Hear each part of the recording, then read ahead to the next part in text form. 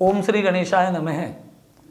प्रिय दर्शकों, जब भी विवाह होता है तो सबसे पहले गुण मिलान किया जाता है, अर्थात गुण मिलाए जाते हैं। आज एक ऐसा विषय लेकर आप सभी के सम्मुख उपस्थित हुआ हूँ कि बहुत सारी वेबसाइट्स, बहुत सारे ऐसे पैरामीटर आ गए हैं कि आप अपनी पत्रिका जिनसे आपका विवाह होने वाला है स्वयं मैच मेकिंग कर लेते हैं। और यदि आप देखते हैं कि गुण 18 से कम हैं, जो एक अवधारणा चली आ रही है कि यदि गुण 18 से कम हैं तो वो विवाह शुभ नहीं माना जाता, ये बात सरासर गलत है, ये बात मान्य नहीं है। आज बात करेंगे अष्टकूट, अर्थात जो 8 चीज़ें विवाह के लिए देखी जाती हैं वो 8 चीज़ें कौन कौन सी हैं।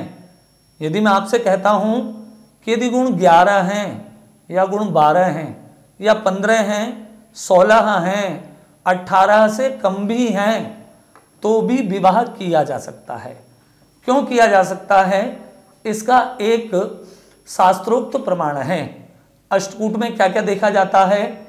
वर्ण, वश्य, तारा, योनि, ग्रहमैत्री, गण, भकुट और नाड़ी, ये अष्टकूट देखा जाता है।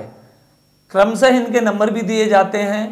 वर्ण के लिए 1 नंबर है, वश्य के लिए 2 नंबर हैं, तारा को 3 नंबर दिए जाते हैं, योनि के नंबर 4 हैं, ग्रहमैत्री के 5 नंबर दिए जाते हैं, गण के 6 नंबर हैं और भकुट के 7 नंबर हैं और नाड़ी के 8 नंबर हैं। तो शास्त्र का सूत्र क्या है कि यदि कम गुण मिल रहे हैं, 18 से भी कम गुण मिल रहे हैं, लेकिन राशियों के स्वामी एक दूसरे के मित्र हैं। ध्यान से सुनिएगा कि गुण 11 मिल रहे हैं या 12 मिल रहे हैं या 15 मिल रहे हैं और राशियों के स्वामी एक दूसरे के मित्र हैं, तो निसंकोच इस विवाह को निर्विघ्न संपन्न कराया जा सकता है। संपन्न कैसे कराया जा सकता है?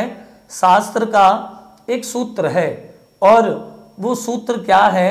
न वर्ग वर्णो न गणे योनि न दुर्दशे नव खड़ाष्टके वा तारा विरुद्ध नव पंचमे वा राशि स नाड़ी ग्रह मैत्री विशेषते। अर्थात चाहे वर्ग भी ना मिले, गण भी ना मिले, तारा भी ना मिले, योनि भी ना मिले, लेकिन यदि ग्रहों में मित्रता है तो विवाह शुभ माना जाता है। और ऐसा नहीं है कि गुण 30 हैं, 33 हैं या 36 हैं तो विवाह सुख माना जाएगा। बात किसकी हो रही है? अष्टकूट सारणी की। विवाह के सुख और दुख की बात नहीं हो रही है। अर्थात यदि गुण 11 हैं या 12 हैं और आपने खुद मैच किए हैं तो एक कुशल एस्ट्रोलॉजर की सलाह लेने के बाद, वो परामर्श लेने के बाद यदि आप इस कार्य को करते हैं तो ऐसा भी हो सकता है कि जो पत्री, जो मिलान आपने रिजेक्ट कर दिया है वो ही आपके लिए बेस्ट हो सकता है। तो आशा करता हूं कि जो बात मैंने ग्रह मैत्री की आपको बताई है, जन्म पत्रिका मिलान में 2 चीजें बहुत मुख्य हैं, एक नाड़ी और दूसरा ग्रह मैत्री। जब ग्रहों की मित्रता होती है तो नाड़ी दोष भी नहीं लगता। नाड़ी दोष के भी बहुत सारे परिहार हैं। यदि एक राशि है, नक्षत्र भिन्न भिन्न है या नक्षत्र भिन्न है, राशि एक है, तो भी नाड़ी दोष नहीं लगता है।